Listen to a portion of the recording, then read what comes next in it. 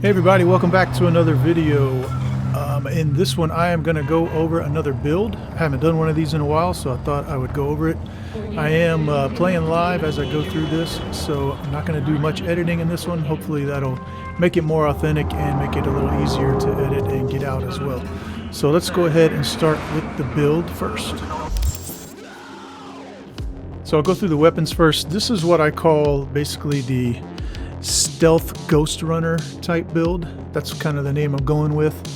It's a little bit related to my Ghost Sandevistan build, except this one is for a Netrunner build. So it's totally stealth, totally reflex oriented, I should say, and it makes use of stealth pistols. You can also use knives as well, and we'll talk about that when we get to it. For my weapons, I am going with Her Majesty. If you haven't got Phantom Liberty, or if you're not to that yet, then you can use any other silenced pistol that will work. I do make use of optical camo quite a bit in this build, so that's why I went with Her Majesty, because it has that bonus when optical camo is active. I also went with the Jinchu Maru because it also has a bonus when optical camo is active, and it is great for bosses or if you're just bored using the pistol.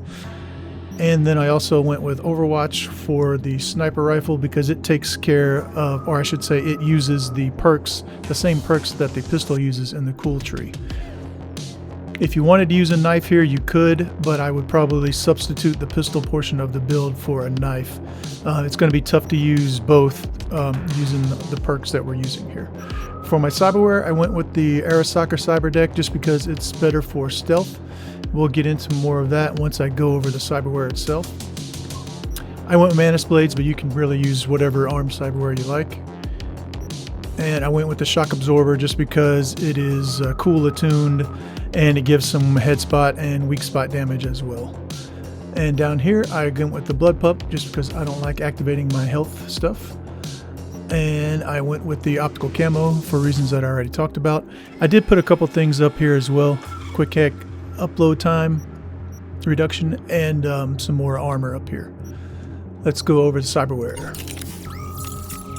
Now this is a New Game Plus build. I am using the New Game Plus mod. That's why you'll see my Cyberware capacity so high. It allows me to pick up additional Cyberware shards, but I made sure to stay within this, I didn't use it all, so I made sure to stay within the range so everybody could hopefully use it. And that's why you'll also see things like my carrying capacity be way too high as well. But it should be usable for people who aren't using New Game Plus as well. If it's not, please be sure to let me know down in the comments. For frontal cortex, I went with Axolotl just because it increases our bonus stealth damage, so you'll see that a lot in this build. We're going for a bonus stealth damage type, or crit damage type build, and reducing the cooldown, which is also what this Axolotl does. If you're in the early game, then the Newton module will be a great option to go with, but once you get to around level 30, you should be able to get Axolotl, and that's what I recommend getting. You get this after completing all of Regina's gigs, and then you can also buy it elsewhere as well once you're high enough in level. I also went with RAM upgrade just to get some more RAM, and X disk as well for the same reason, and it upload speed, it gets reduced as well. For arms, like I said, I went with Manus Blades, but you could do whatever you want here. For skeleton, I went with Epimorphic Skeleton just for the extra armor and the extra health. Phoenix gives us 250% RAM regen rate. And then Rabra Avis, which is only available in Phantom Liberty, so I went with that just because of the extra armor it provides.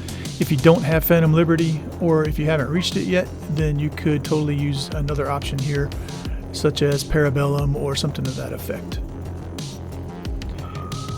For the nervous system, I went with Tyrosine Injector just because it increases that headshot damage and gives us bonus stealth damage as well.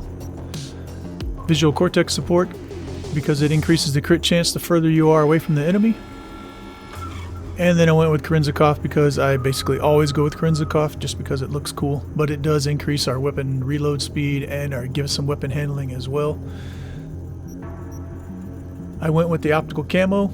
Be sure to upgrade that to tier 5++ as soon as you can because it becomes much more useful the higher tiers it gets. I also went with Chitin in the integumentary system. Chitin, I believe, is a Phantom Liberty dependent piece of Cyberware as well. So if you don't have Phantom Liberty, then just use something else here. You could probably go with Pain Inducer would work, or even just subdermal armor. I just go with the chitin because that's what I like, and it does give a good amount of body. And then over here, I just went with the subdermal armor to fill out that integumentary system and to give us a little bit more armor. For the operating system, I went with the Arasaka just because it is better for a stealth build, which is what this is. You can totally use other cyber decks as well, such as the Tetratronic Crippler, just that the Arasaka is better for a stealth build, which is what this is. It basically, if you do get traced, it slows down the trace a lot. It also reduces RAM costs for those covert quick hacks. It'll also give you some more RAM after performing a takedown, which I don't typically use very often.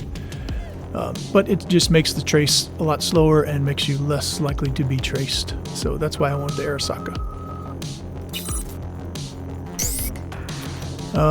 I have a mod here, that's why you see another option here, but I'm not using it. For the face, I went with the Ferocious Sentry Optics again because it gives that bonus stealth damage, which is what we're looking for here in this build. For hands, I went with the Cool Attune Shock Absorber. Nothing really major here, it just gives us a little more health and gives us some less recoil, and it particularly goes with the build. Some of the other options are going to kind of not do much good for this build. So like Smart Link, I'm not using smart weapons, so, and I'm not using throwing weapons, so neither one of those two would work well. So this one just made the most sense. For circulatory, I went with the Biomonitor and the Blood Pump because I don't like activating my health items. And then Heal on Kill just gives us a little more health when we neutralize an enemy. And then I always go with Reinforced Tendons just because I like to jump around the map a lot.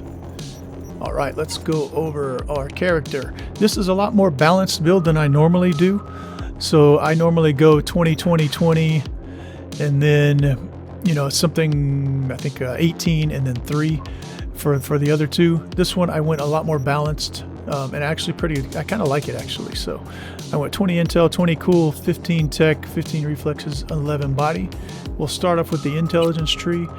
Basically, just like any other net running build that I do, I concentrate on the left side and the middle tree. Get most of those minus a couple of these that just aren't really necessary, such as counter hack, force kill cipher, and that type of thing. Since I'm not using monowire, I didn't use the live wire finisher.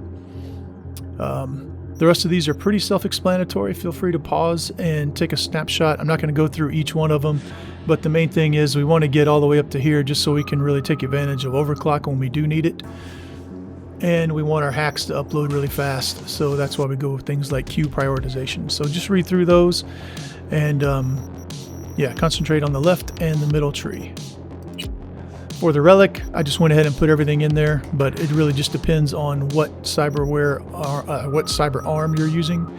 For this build, like I said, I'm using the Manus blades, so just be sure to get that if you're doing that. If you're using any of the others, just make sure to get the ones that are associated with it. I do want to make sure I get these 4 down here, just because in a stealth build where we're using optical camo, we want to take advantage of those. And so sensory protocol, emergency cloaking especially, because you can activate optical camo during combat, and it'll basically make enemies forget you were there. For the body, I just went with these down here because it'll increase our overall survivability, and getting at least 10 will help us with some doors as well. For reflexes, this is one of the first builds that I don't go all the way up to here, but I haven't really found that it causes much impact in our maneuverability. So basically, the middle tree minus a few of these that just aren't really necessary. I don't really need that much stamina after dashing and all that kind of stuff, so I just went with the ones you see selected. I didn't do blades, so I didn't go up into here like I normally do. You could get stunt shock if you like and just substitute something else out. For technical ability, I just wanted to make sure that I got the Cyborg perk for 15% reduced cooldown. Since I'm using Axolotl, this pairs well with it, and it also pairs well with Overclock as well. So I just made sure I got that reduced cooldown if all available Cyberware slots are filled. For these down here, these are just helps again with our overall survivability. And again, just copy these down. Pause if you like and copy it down. For the cool tree, you're going to want to, at least for this build anyway, pick one side or the other, whether you want to use pistols or blades. For this build, I'm going with pistols, so I concentrated all the way up into this tree. If you won't have enough room to get both unless you make substitutions somewhere else. So that's why I went with pistols here. I concentrated on headshot damage using focus, and along with deep breath for slowing down the time, and those kind of things. So just copy down again, Deadeye as well, and then up here, Nerves of Tungsten Steel. So again, concentrate mainly on this left side minus a few, and then the middle tree is just going to help with your stealth. I do like to get the sprint while crouching for this build, just because I think it's good for stealth as well. I don't really like to get it the Creeping Death, just the one that activates optical camo when you crouch. To me, it's just a little cumbersome to get, but you could get that if you like. And then down here, these just help with stealth as well. And I think that is it for the build. Alright, now I am going to play this live, so bear with me if I make mistakes. That's what we're here for. But I just want to show you kind of what this build is based on. It's basically built on just one-shot headshot damages, or one-shot headshots. Yeah, one-shot headshots, using optical camo, and then also using Quickhacks as well. So, activate optical camo. Not me! And as you can see, you can pretty much just make quick work of an area.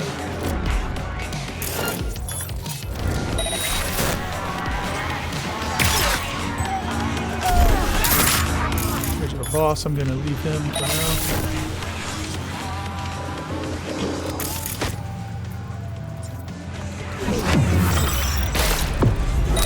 So as you can see, it's one-shotting pretty much everybody so far.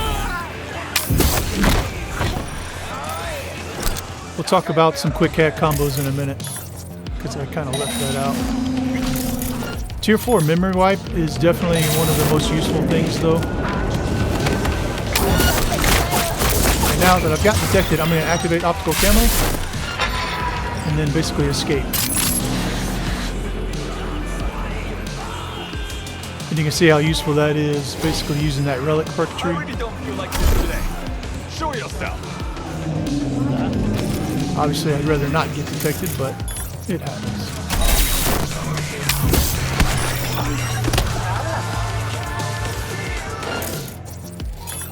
And you can see I'm just using Tier 4 optical camo, Tier 4 memory wipe to freeze them in place before I get to them.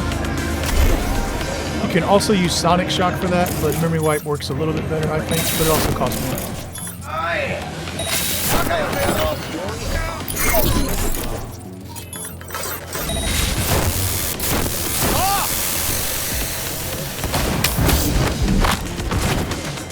Just being fancy with it. I'll make you my bitch.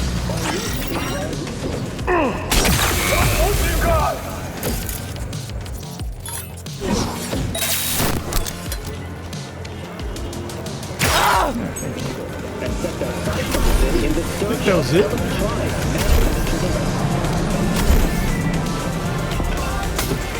Yep. So that's how quick you can basically run through an enemy portion with this build. This is on very hard as well, if I can get to it. Yeah, very hard. Let's go over some quick hacks real quick because I left those out. This is what I use basically for all of my builds that use Netrunner. I go Tier 4 memory wipe. You definitely want to use Tier 4 instead of Tier 5, except in very specific situations. Tier 4 is untraceable. It uploads much faster than Tier 5, and it will basically prevent the enemy from noticing you for a short time. Quick hacks queued after it, which is the most important thing, are not traceable either. So you can freeze an enemy in place using this, and then you can use this combo that I like to use, this 1, 2, 3 here, if you've got the Quick Hack Hotkeys mod. If you don't, that's okay. You can still do it. It'd just be a little bit slower. But it's basically memory wipe, tier 4 memory wipe, tier 5 reboot optics, followed by tier 5 cripple movement. Is basically the cheap version of the system collapse. So I would go, I'm sorry, I said that wrong. Memory wipe, reboot optics, and sonic shock. So for me, it would be a combo of 1, 2, and then 4 would be the cheap version of system collapse. I do have cripple movement in here as well, just in case I want to really just keep somebody in place for doing something fancy or making them basically forget that I was ever there. So 1, 2, 3 is what I would do there. This one you can also activate overclock and basically just do sonic shock followed by synapse burnout, and that will take down most non-boss enemies. If you get to a boss, you can activate overclock, basically do either this combo, the 1, 2, and then the 4, memory wipe, reboot optics, sonic shock, or you can do sonic shock, synapse burnout, followed by another non-combat quick hack. But you can't really, you can't really do that because you're not using Tetratronic Rippler. So you could do that sonic shock followed by synapse burnout. Again, we'll still take down most non-boss enemies. So sorry, got a little confused there for a second. The rest I do suicide there, short circuit, and then of course ping. So again, that's basically it for the build. If you got any questions, feel free to leave them down in the comments. If you like this, definitely I appreciate any likes, subscribes, and that thing. Thanks again for all the new subscribers as well. We're a little over 2,000 now and going toward 3,000. I appreciate every one of you. Thanks again.